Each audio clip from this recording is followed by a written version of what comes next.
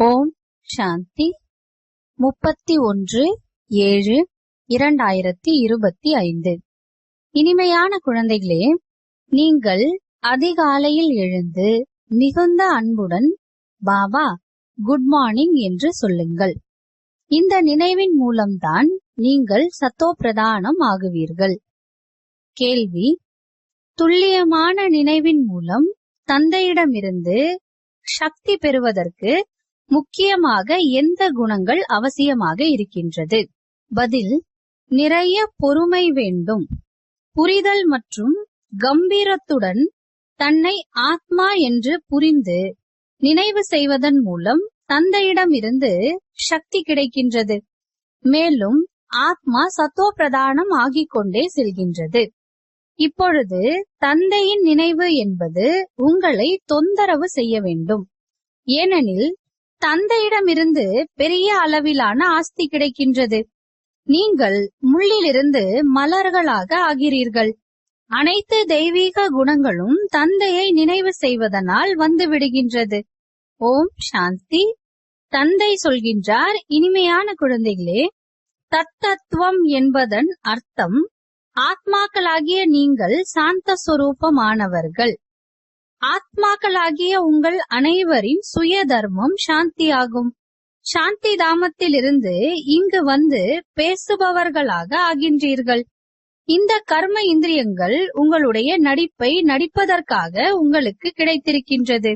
ஆத்மாவில் சிறியது பெரியது என்பது கிடையாது. சரீரம் என்பது சிறியதாகவும் பெரியதாகவும் இருக்கின்றது. தந்தை கூறுகின்றார், நானோ சரீரதாரி அல்ல.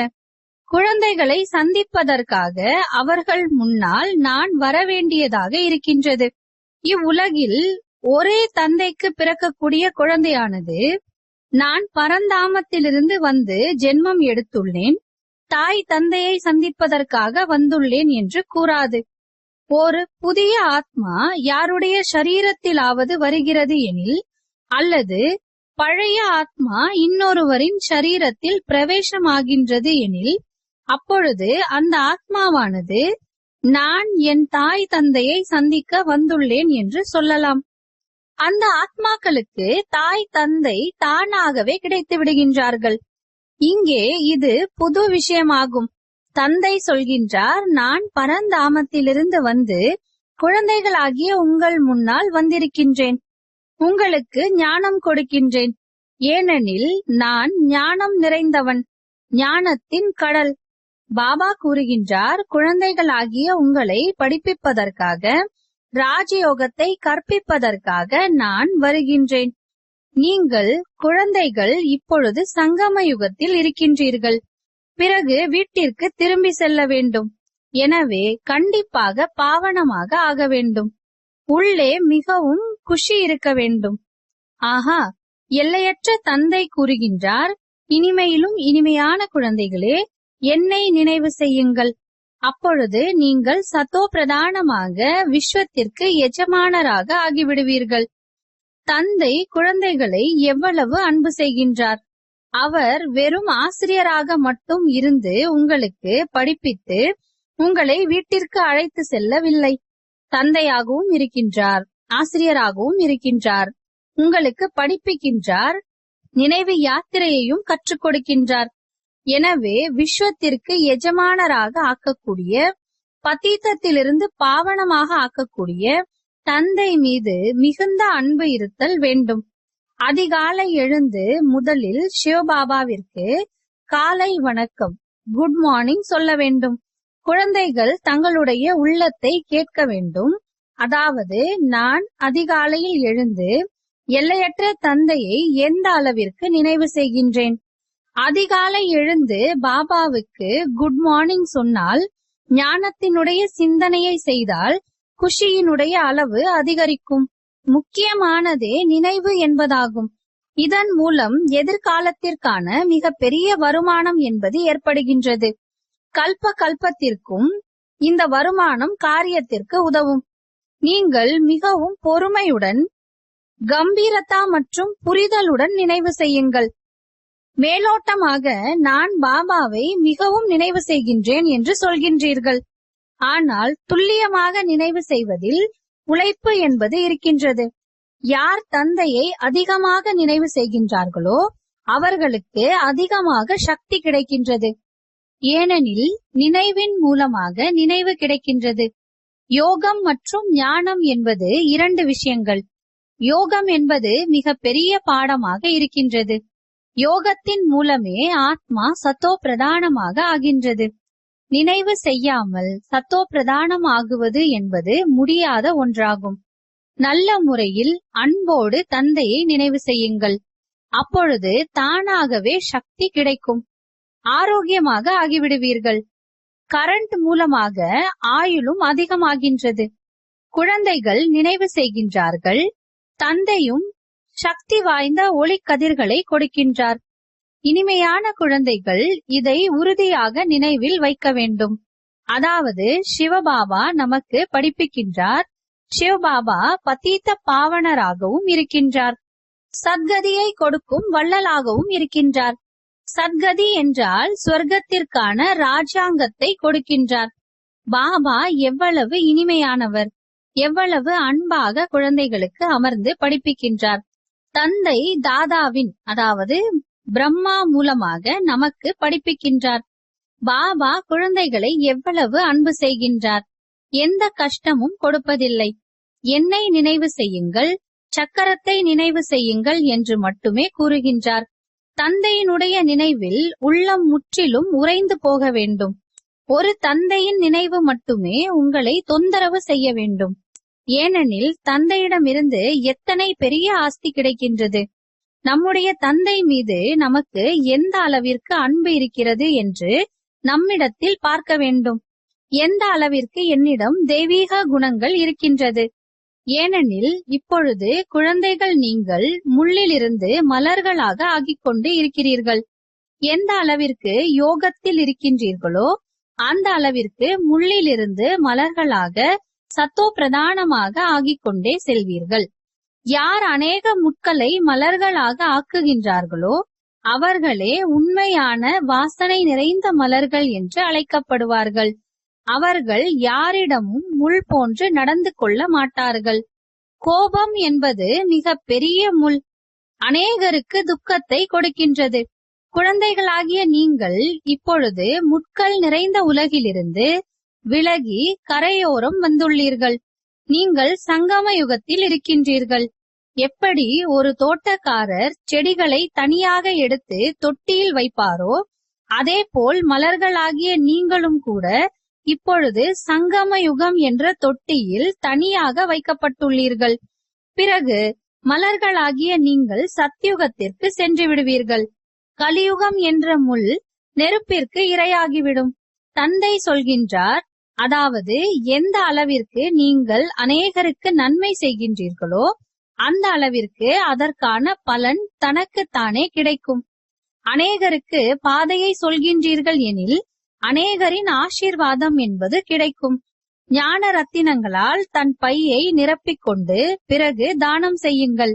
ஞானக்கடல் ஆனவர் தங்களுக்கு ரத்தினங்களின் தட்டுக்களை நிரப்பிக் கொடுக்கின்றார். யார் அதை தானம் செய்கின்றார்களோ அவர்கள் அனைவராலும் அன்பு செய்யப்படுவார்கள். குழந்தைகளுக்கு தனக்குள் எவ்வளவு குஷி இருக்க வேண்டும். விவேகமான குழந்தைகளாக இருப்பவர்கள் தந்தையிடமிருந்து முழு ஆஸ்தியையுமே எடுப்பேன் என்று சொல்வார்கள். முற்றிலும் துரிதமாக ஈடுபடுவார்கள். தந்தையிடம் மிகுந்த அன்பு இருக்கும். ஏனெனில் உயிர் தானம் கொடுக்கக்கூடிய தந்தை கிடைத்துள்ளார் என்பதை அவர்கள் தெரிந்துள்ளார்கள்.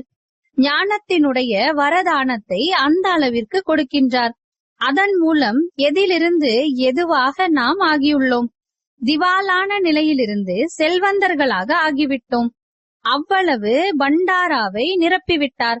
எவ்வளவு தந்தையை நினைக்கின்றோமோ அந்த அளவு தந்தையிடம் அன்பு இருக்கும். ஈர்ப்பு ஏற்படும். ஊசி சுத்தமாக இருந்தால் காந்தத்தின் பக்கம் ஈர்க்கப்படும் தானே. தந்தையின் நினைவின் மூலமாக துரு நீங்கிக் கொண்டே செல்லும். ஒரு தந்தையை தவிர வேறு எந்த நினைவும் இருக்கக்கூடாது. தந்தை புரிய வைக்கின்றார், குழந்தைகளே கவனக்குறைவாக இருத்தல் கூடாது. சுய தர்ஷன சக்கரதாரியாக ஆகுங்கள். லைட் ஹவுஸ் ஆக, அதாவது கலங்கரை விளக்கமாக ஆகுங்கள்.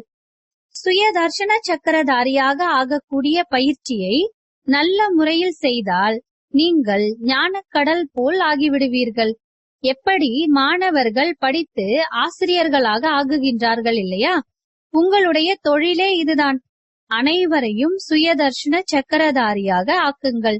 அப்பொழுது சக்கரவர்த்தி ராஜா ராணியாக ஆவீர்கள். தந்தை சொல்கின்றார், குழந்தைகள், நீங்கள் இல்லாமல் எனக்கு கூட ஓய்வற்றவர் போன்ற நிலை ஏற்படுகின்றது. அதாவது அமைதியற்றவர் போன்ற நிலை ஏற்படுகின்றது. எப்பொழுது நேரம் வருகின்றதோ பரந்தாமத்திலிருந்து தந்தை கீழே வருவதற்கான நேரம், அப்பொழுது ஓய்வற்றவராக ஆகிவிடுகின்றேன். போதும், இப்பொழுது கீழே செல்வோம் என்றாகிவிடுகிறது. குழந்தைகள் மிகவும் கூக்குரல் இடுகின்றார்கள், மிகவும் துக்கத்தில் இருக்கின்றார்கள், இரக்கம் வருகின்றது. எனவே குழந்தைகளாகிய உங்களை அனைத்து துக்கங்களிலிருந்தும் விடுவிப்பதற்காக வருகின்றேன். இப்பொழுது குழந்தைகளாகிய நீங்கள் வீடு செல்ல வேண்டும். பிறகு அங்கிருந்து நீங்கள் தானாகவே சுகதாமம் சென்று விடுவீர்கள். அங்கே நான் உங்களுடைய துணையாக ஆகுவதில்லை. தன்னுடைய மனோநிலையின் அனுசாரம் உங்களுடைய ஆத்மா அங்கே சத்யுகத்திற்கு சென்றுவிடும். நல்லது. இனிமையிலும் இனிமையான காணாமல் போய் கண்டெடுக்கப்பட்ட செல்லமான குழந்தைகளுக்கு தாயும் தந்தையுமான பாப் தாதாவின் அன்பு நினைவுகள் மற்றும் காலை வணக்கம். ஆன்மீக குழந்தைகளுக்கு ஆன்மீக தந்தையின் நமஸ்காரம். ஆன்மீக தந்தைக்கு ஆன்மீக குழந்தைகளின் அன்பு நினைவுகள் மற்றும் நமஸ்காரம். தாரணைக்கான முக்கிய சாரம்: தந்தையிடமிருந்து தானாகவே கரண்ட் கிடைப்பதற்காக மிகுந்த அன்புடன் தந்தையை நினைவு செய்யுங்கள். இந்த நினைவுதான் ஆரோக்கியமானவராக ஆக்கும். கரண்ட் பெறுவதன் மூலமே ஆயுள் அதிகரிக்கும். நினைவின் மூலமே தந்தையிடமிருந்து ஒளிக்கதிர்கள் கிடைக்கின்றது. கவனக்குறைவினை விட்டுவிட்டு சுயதர்ஷன சக்கரதாரியாக ஆகுங்கள்.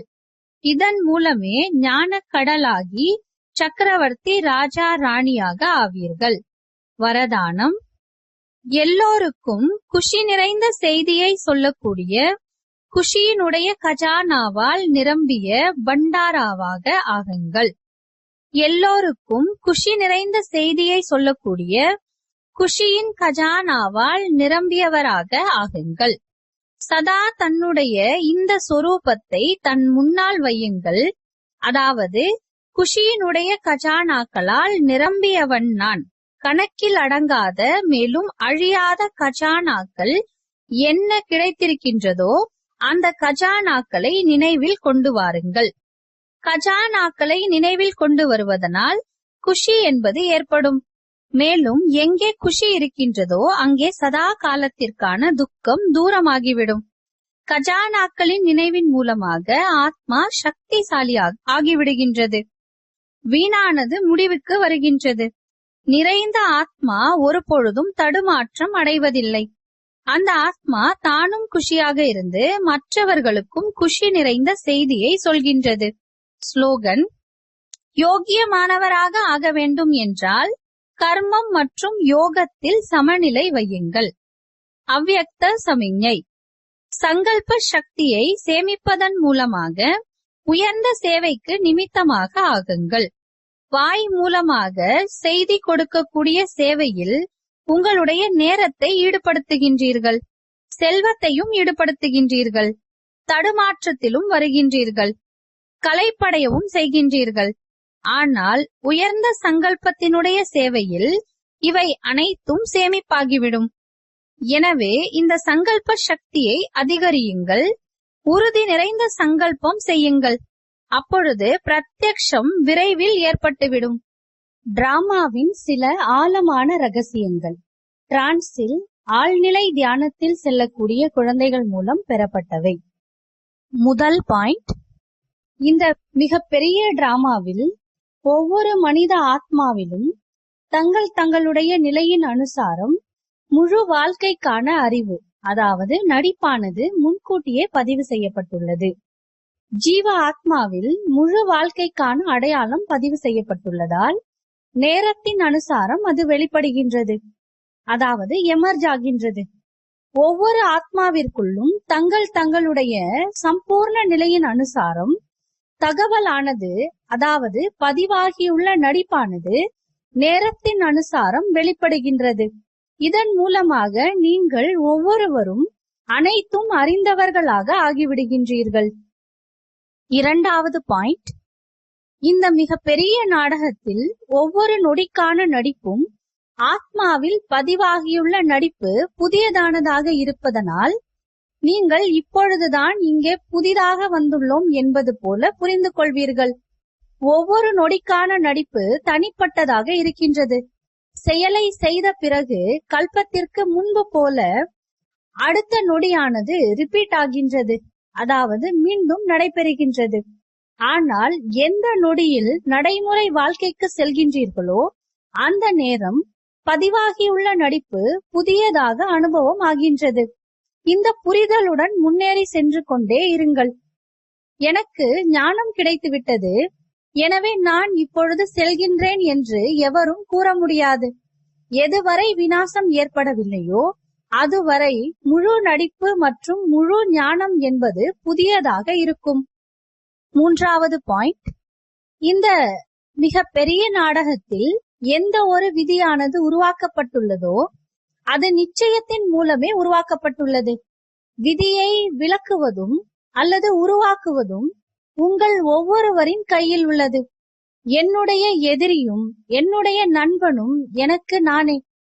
இப்பொழுது நீங்கள் மிகவும் மகிழ்ச்சியானவர்களாக, இனிமையானவர்களாக ஆகுங்கள், மேலும் ஆக்குங்கள். நான்காவது பாயிண்ட், இந்த விராட்ட நாடகத்தில் சகித்துக் கொள்வது என்பது கூட கல்பத்திற்கு முன்பான ஒரு இனிமையான பிரதிபலிப்பாகும். அதாவது போன கல்பத்தினை போலவே இப்பொழுதும் சகித்துக் கொள்கின்றீர்கள். ஏனெனில் மீண்டும் கூட இப்பொழுது உங்களுக்கு எதுவும் நடந்துவிடப் போவதில்லை. சகித்துக் கொள்வதனால் பாதிப்பு என்பது இல்லை. யார் உங்களை தொந்தரவு செய்தார்களோ அவர்களும் கூட சொல்வார்கள், அதாவது நான் இவர்களுக்கு இவ்வளவு தொந்தரவு கொடுத்தேன், துக்கம் கொடுத்தேன், ஆனால் இவர்கள் தெய்வீக ஒற்றுமையுடன், உயர்ந்த ஒற்றுமையுடன் வெற்றி பெற்ற பாண்டவர்களாக இருக்கின்றார்கள். இந்த நிச்சயிக்கப்பட்ட விதியை, சகிப்புத்தன்மைக்கான வெற்றியை யாரும் தடுக்க முடியாது. ஐந்தாவது பாயிண்ட், இந்த விராட்ட நாடகத்தில் ஆச்சரியத்தை பாருங்கள். அதாவது பிரத்யக்ஷமான பாண்டவர்களும் இங்கே வந்து சேர்ந்து விட்டீர்கள். மேலும் உங்களுடைய பழைய சித்திரம் மற்றும் அடையாளங்களும் கூட இந்த நேரம் வரை நிலையாக இருக்கின்றது. எப்படி பழைய காகிதம், பழைய சாஸ்திரம், பழைய புத்தகம் ஆகியவற்றை பாதுகாத்து வைக்கின்றார்கள், பிறகு அதற்கு நிறைய மதிப்பு என்பது இருக்கின்றது. அவ்வாறே பழைய பொருட்களை நிலையாக வைத்துக்கொண்டு புதிய பொருட்களுக்கான கண்டுபிடிப்பு என்பது ஏற்படுகின்றது. பழைய கீதை என்பது நடைமுறையில் உள்ளது, புதிய கீதைக்கான கண்டுபிடிப்பு ஏற்பட்டுள்ளது. எப்பொழுது புதிய கண்டுபிடிப்பு நிலைநாட்டப்படுகின்றதோ அப்பொழுதே பழையதற்கு முடிவு என்பது ஏற்படுகின்றது. இப்பொழுது நீங்கள் நடைமுறையில் ஞானத்தை தன் வாழ்க்கையில் தாரணை செய்வதன் மூலம் துர்கா காளியாக ஆகின்றீர்கள். பிறகு பழைய கண்களுக்கு புலப்படக்கூடிய ஜட சித்திரங்களுக்கு விநாசம் ஏற்படும். பிறகு புதிய உயிரோட்டமுடைய சொரூபத்தின், அதாவது தேவி தேவதையின் நிலைப்பாடு ஏற்படும். ஆறாவது பாயிண்ட், இந்த விராட்ட நாடகத்தின் திட்டத்தின் அனுசாரம் சங்கமத்தின் இனிமையான நேரத்தில் ஒப்பற்ற தெய்வீக குழந்தைகளே விகாரத்தின் மீது வெற்றி பெற்று வைகுண்டத்தின் இனிமையான லாட்ரியை பெறுகின்றீர்கள். தங்களுடைய இந்த விதி எத்தனை அதிர்ஷ்டம் நிறைந்ததாக இருக்கின்றது. இந்த நேரம் ஆண் மற்றும் பெண்ணாக இருக்கக்கூடிய நீங்கள் அழிவற்ற ஞானத்தின் மூலமாக தகுதி மிக்க தேவதா பதவியை பெறுகின்றீர்கள். இதுவே இந்த இனிமையான சங்கமத்தின் ஆச்சரியமான நேரத்தின் ஆச்சரியமான வழக்கமாகும். ஏழாவது பாயிண்ட், ஈஸ்வரன் சாட்சியாளராக இருந்து பார்த்து கொண்டு இருக்கின்றார். அதாவது நான் எந்த நடிகர்களுக்கு அநேக நகைகள் போட்டு அலங்காரம் செய்து இந்த சிருஷ்டி என்ற மேடைக்கு நடனமாட அனுப்பியிருந்தேனோ அவர்கள் எவ்வாறு நடித்துக் கொண்டிருக்கிறார்கள். நான் என்னுடைய தெய்வீக குழந்தைகளுக்கு தங்கமணி, வெள்ளி மணி கொடுத்து சொல்லி இருந்தேன், அதாவது இந்த தங்க ஆபரணங்களை அணிந்து மகிழ்ச்சி நிறைந்த முகத்துடன் சாட்சியாளராக ஆகி நடிக்கவும் செய்யுங்கள். மேலும் சாட்சியாளராக ஆகி இந்த விளையாட்டையும் பாருங்கள், மாட்டிக்கொள்ளாதீர்கள் என்று சொல்லியிருந்தேன். ஆனால் அரைக்கல்பம் ராஜ்ய பாக்கியத்தினை அனுபவம் செய்துவிட்டு பிறகு தன்னுடைய படைப்பான மாயையிடம் மாட்டிக்கொண்டு விட்டார்கள். இப்பொழுது மீண்டும் நான் உங்களுக்கு கூறுகின்றேன், இந்த மாயையை விட்டு விடுங்கள். இந்த ஞான மார்க்கத்தின் மூலம் விகார காரியங்களிலிருந்து முற்றிலும் மாறுதல் அடைந்து நிர்விகாரியாக ஆகுவதன் மூலம் ஆதி மத்திய அந்திம துக்கங்களில் இருந்து விடுபட்டு பல பிறவிகளுக்கு சுகத்தை பலனாக பெறுவீர்கள். 8வது பாயிண்ட், உங்களுக்கு உயர்ந்த மனநிலையில் இருக்கக்கூடிய யாரிடம் இருந்தாவது எச்சரிக்கை, அதாவது கவனமாக இருக்கும் பொருட்டு எச்சரிக்கை கிடைக்கின்றது எனில் அதை ரகசியம் நிறைந்ததாக புரிந்து கொண்டு எடுத்துக்கொள்வதில் தான் நன்மை நிறைந்துள்ளது. அதில் அவர்கள் கொடுக்கும் எச்சரிக்கையில் உள்ள ரகசியத்தை புரிந்து கொள்ள வேண்டும். அதாவது அவசியம் அதில் ஏதோ நன்மை அடங்கியுள்ளது. எனக்கு இவரிடமிருந்து என்ன பாயிண்ட் கிடைத்திருக்கின்றதோ அவை முற்றிலும் சரியே என்று மிகுந்த குஷியுடன் ஏற்றுக்கொள்ள வேண்டும். ஏனெனில் ஒருவேளை என் மூலம் ஏதேனும் தவறு நடக்கிறது எனில் அந்த பாயிண்ட்ஸ் நினைவுக்கு வருவதன் மூலம் தன்னை திருத்திக் கொள்வேன். எனவே எந்த ஒரு எச்சரிக்கையாக வேண்டுமானாலும் இருக்கட்டும், மிகுந்த விசால புத்தியுடன் தாரணை செய்வதனால் நீங்கள் முன்னேற்றத்தை அடைய முடியும். 9வது, இப்பொழுது நீங்கள் தினமும் அந்தர்முகியாக ஆகி நினைவில் இருக்க வேண்டும். ஏனெனில் அந்தர்முகியாக ஆகுவதன் மூலம் தன்னை தான் யார் என்பதை பார்க்க முடியும். பார்ப்பது மட்டுமல்ல, மாற்றம் செய்யவும் முடியும். இதுதான் மிக உயர்ந்த மனநிலை, அதாவது சர்வோத்தம அவஸ்தா என்பதாகும். ஒவ்வொருவரும் தங்களுடைய நிலைக்கு ஏற்ப புருஷார்த்தம் செய்பவர்கள் என்பது எப்பொழுது உங்களுக்கு தெரிந்துவிட்டதோ அப்பொழுது எந்த ஒரு புருஷார்த்தியை பற்றியும் வாக்குவாதம் என்பது நடத்தப்பட முடியாது. ஏனெனில் அவர்கள் தங்களுடைய நிலைக்கு ஏற்றபடியான புருஷார்த்தியாக இருக்கின்றார்கள். அவர்களுடைய நிலையை பார்த்து அவர்களிடமிருந்து குணங்களை எடுத்துக் கொள்ளுங்கள். ஒருவேளை குணங்களை எடுக்க முடியவில்லை என்றால் விட்டுவிடுங்கள்.